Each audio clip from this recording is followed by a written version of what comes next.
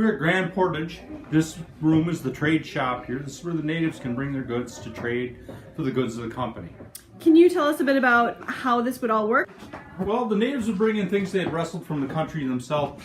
Such things as the hides that you see on the one wall, food items such as fish, maple sugar, wild rice, that kind of item, or even transportation items such as snowshoes, moccasins, toboggans, and even a canoe if we needed it built.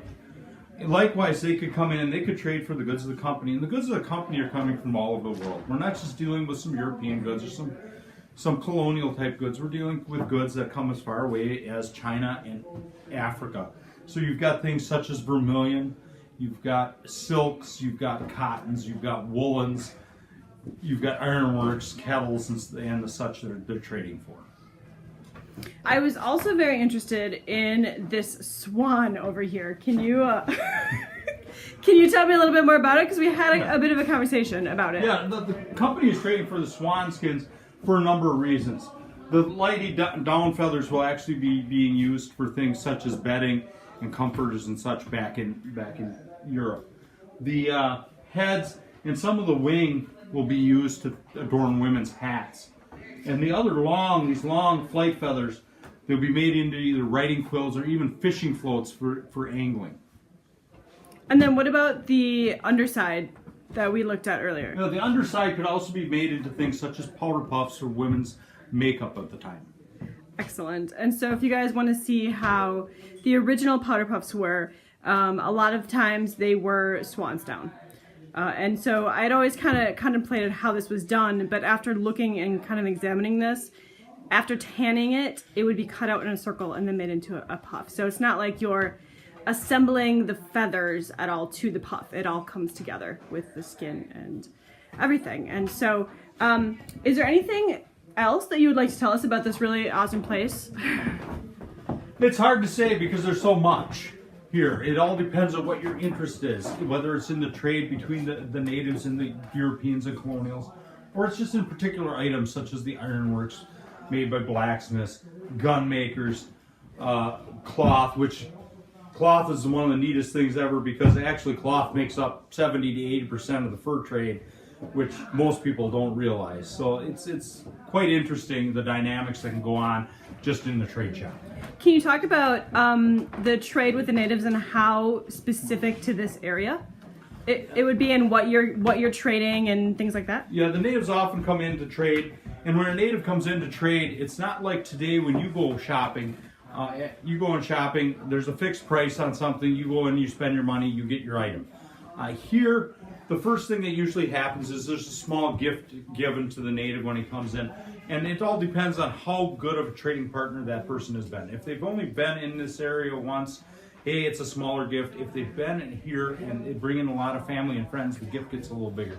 So we'll start by giving maybe a little bit of the tobacco there, maybe some beads or something. We'll sit and have some small talk. How was the family? How was your season? Things like that. Then we'll get down to business. And like I said, the prices aren't totally fixed like they are nowadays. It's a negotiation. I just have to make sure at the end of that negotiation the company makes money, and the most we can possibly make. So everything is figured in its value in this right here, one made beaver. Highest quality beavers taken late fall to early spring. That's when we want the furs from. So everything is figured in that, like you spend your dollar bills. And what are some of the specific trade goods that they're looking for? They're looking for money, or probably not? They're looking for more items like They're more looking for more utilitarian items to start with. Things such as the blankets and cloth, such as the silks and linens and the woolens. If you've ever worn leather or you've worn fur, once it gets wet or if it's very hot out, it's very uncomfortable. And that's what the natives had been wearing up till European contact. Once they made European contact, they figured out that they could make a skirt or a shirt out of a woolen blanket or out of woolen yard goods, and it was relatively comfortable even in hot weather. And when it got wet, it was still comfortable and dried much faster. Was that pattern theirs, or did they use a shirt pattern? They could use some of their old patterns they have, such as you see with the strap dresses that you'll see the natives wearing. But a lot of times you were trading made goods. You would trade shirts and such that were of the same European workman type design. And so are you also getting goods in from places like China or India? And what type would that India, be? we're getting the cottons in from India, but however from China we're getting things such as silk and things such as this vermilion here, which is being used as a pigment in makeup. Basically, the natives are getting this powdered pigment, which is mercuric sulfide we know today, but we call it's vermilion, and they would mix it with a little bit of animal fat, and they could use it as a rouge, or they could paint themselves and adorn themselves in various ways. And so the natives also did this too, right? Is there documentation that they traded for this vermilion as well? Yes, vermilion is a very popular trade item. You'll see a lot of period type artwork where native women in the area are actually adorning themselves, painting themselves. You'll see the rosy cheeks or the lines, the red lines, and that's what that is. That's that vermilion color. Because vermilion is such a brighter red compared to the native ochres and stuff they could get naturally.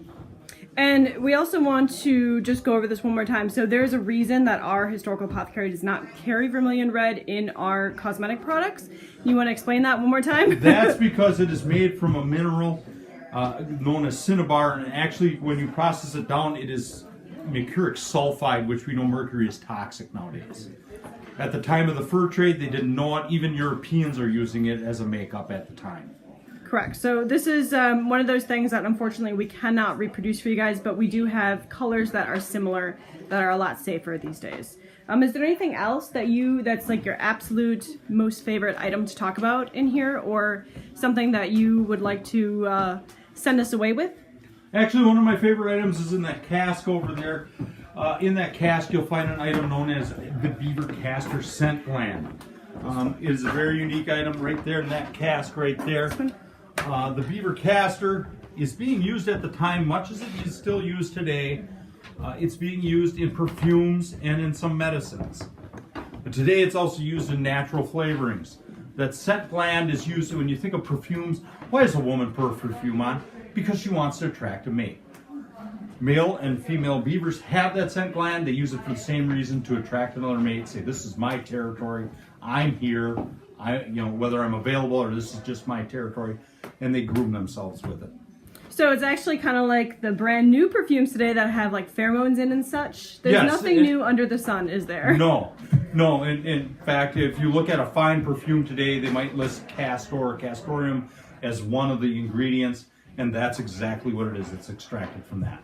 Now, if any of you have, by chance, been able to smell our Anne Elliot, our early 19th century perfume, that has castor in from this area, actually. So if you want to smell that, try that perfume out. And other than that, I'd like to just thank you for your time. And do you have any parting words of wisdom?